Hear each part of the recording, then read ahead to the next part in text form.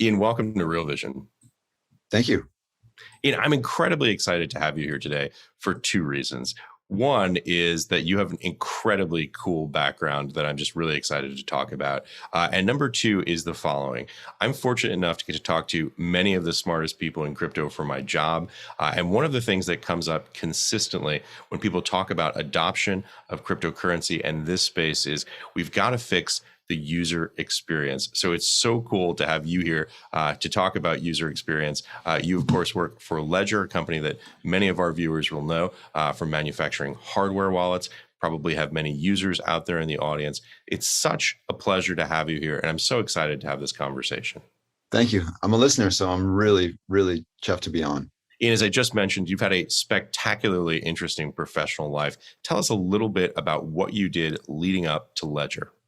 Well, thank you. I definitely have been lucky, and I've had a good career, which was unexpected considering that, I was a skateboarder from Indiana with very little ambition who had a baby at the age of 17. I really didn't have any plans, but I had these loves that I'd grown up with. I had started programming computers when I was 8 years old because my stepdad was a computer scientist and we had computers in the house.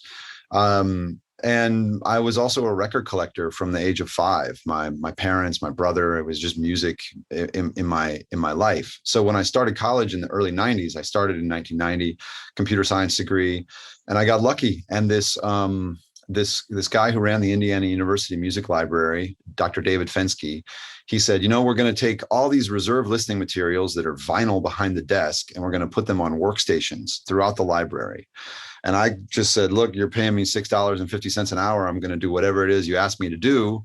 And in doing it, I built what really would be considered the first Spotify. It was the first search and stream system. You could search the Indiana University card catalog. If you found a multimedia record, you could stream it. First, it went from the RS-6000 under my desk to the next slab that was sitting on my desk. And then we just, kind of started moving the computers further apart. And then that was Groundhog Day for me. To make a long story short, was part of a small team called Nullsoft that made Winamp and Shoutcast and ultimately Nutella that we sold to AOL in May of 99. Two of us left and started a small company called Media Code. And we really made kind of a streaming version of Winamp, but we got taken out really early by Dave Goldberg at Yahoo Music, who bought us to build a music subscription service called Yahoo Music Unlimited that we launched in May of 2005. Again, Spotify, right idea, a little early. Being early is the same as being wrong. But then ultimately, built Beats Music with Jimmy Iovine and Dr. Dre and Trent Reznor and Luke Wood. We sold that to Apple and built Apple Music, so if you look at that 20 years, I just compressed 20 years into 30 seconds. But from my perspective, I could have stopped there. Like, okay, I did it. This thing I did in college that was science fiction is now on every iPhone. Like, I was so proud of that, but I was also like, now what? I don't really want to run a digital music business. That was never my dream. I kind of to me, the internet was much more fun, in 1996 and 97, than it was in 2015, when it was kind of all promise and where does this go, et cetera, et cetera. So I had no idea what I was going to do, but I got a call from a company I'd never heard of called LVMH, that is run by a family, which I didn't know anything about at the time. The Arnauds, Bernard Arnault and his family. I didn't know anything about them only because, I'm a dumb skateboarder from Indiana who had done digital music for 20 years. But when I did my homework, I realized, wow, this is really something. So I moved to France to run digital for LVMH for 5 years. But when I did, and this is where the Ledger story starts, it actually starts 5.5 years ago when I moved to France and I got introduced to a guy named Pascal Gauthier.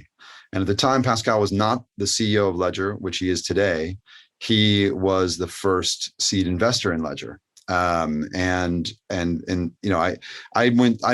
on the same path that everyone else did, which was, what is this? Why do you need it? Why can't my phone do this? All of kind of the obvious questions. I was just very lucky that I built a friendship with Pascal, because Pascal was not like anybody else I had met in Paris, still is not like anyone else I have met in Paris.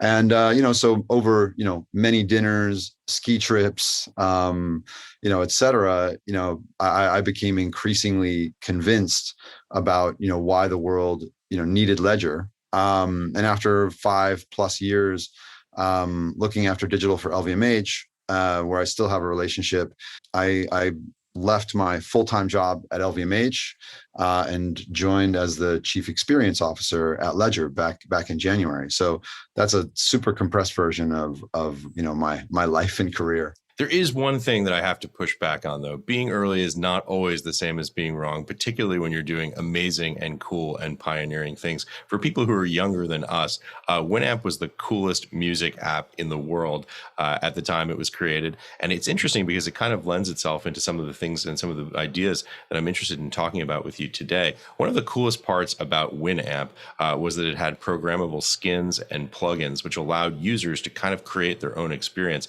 And if you're as passionate about music as I am, and as you are, certainly, it was something that was just an incredibly amazing user experience and something that no one had ever done before. I mean, let's be honest, Winamp was right on time. And Winamp was a true Cinderella story. You're talking, we were 4 people, no debt, no equity, a sale at the top of the market, May of '99. It's an incredible story, Winamp. When we were too early and therefore wrong was Yahoo Music Unlimited, launching a music subscription service in 2005, 3 years before the iPhone, right? So I think this is these are the lessons that float around in my head, and I think that there are many relevant lessons when we think about crypto today, because if we think we're in kind of that 1997 zone in terms of consumer adoption, which I do, I think we can use some of these things as a guide. So I actually think that building the Winamp today is much more apropos than building the Yahoo Music Unlimited. To your point about extensibility, though, I appreciate you mentioning it. I think it is really important, and with the platform that we're building at Ledger, it's quite apropos. I'll tell you a funny story. So we have at Winamp there were skins and plugins. So skins were just a way to change the look of your Winamp player. And last year someone launched a Winamp skins museum, which was, it was an incredible moment for me, because just the amount of texts that I got on that day were incredible. We also had a plugin architecture, though, but I always remind my team that we ran a site with 50,000 skins and 5,000 plugins with 4 people. There was one person coding Winamp, Justin Frankel. There was one person coding Winamp.com, me. We didn't have like a big team of people approving. So our processes really had to reflect the fact that we had no resources, right? So everything was automatic. We lived on a beta mailing list and a forum. And, so I think it's also there are things to learn about how you can use kind of the support of a community and really build something big. We lived in IRC. We had no offices. The Nullsoft office was pound Nullsoft on EFnet IRC. I guess you would think it's Slack for anybody, or it's a Discord for anyone who's my daughter's age, right? But what I remember is, Sean Fanning, Napster, hung out in that chat room. The guys who created Audio Scrobbler, which became Last.fm, they were people who hung out in our chat room. It was a community. And I think there really is, an analog to the crypto community today. One thing I find interesting, when we built Yahoo Music Unlimited, we built it as something that was extensible. We said, look, there's already iTunes. The world doesn't need another media player. Let's build the last media player the world ever needs. And what we built was a media player where everything was a plugin. The media library was a plugin. The music service itself was a plugin. And if you wanted to create a new service, you could just easily add a service to Yahoo Music Unlimited. This is actually, so when I was working at LVMH, consider in the luxury business, a considerable portion of your revenue comes from China. And so I was, spending a lot of time in China, trying to understand the China ecosystem, working with WeChat in particular. And WeChat released this thing called WeChat mini programs. Now, most Western, listeners aren't going to know what WeChat mini programs are or why they're significant. So I'll explain it this way. WeChat mini programs fixed the web. So put it this way, if you're a Chinese customer, you never log into a website. you never like fill out that form with your credit card information and your your address and everything, because you experience the web through WeChat, where you are already logged in and already have WeChat Pay, which is like card on file, address, etc. They did that by simply having this kind of web environment where where as a web developer, you can make a web page which is aware of its context. My context is WeChat. That was the same way that somebody could make a web page whose context was the Yahoo Music engine back in 2005 when we released that.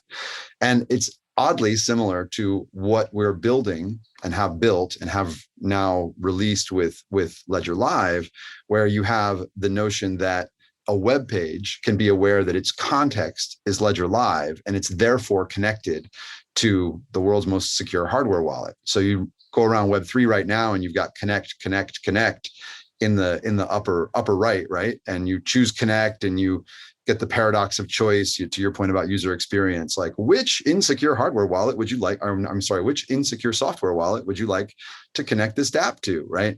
Well, when you do that inside of Ledger Live, it's there's no connect dialog because you're already connected to a secure hardware wallet.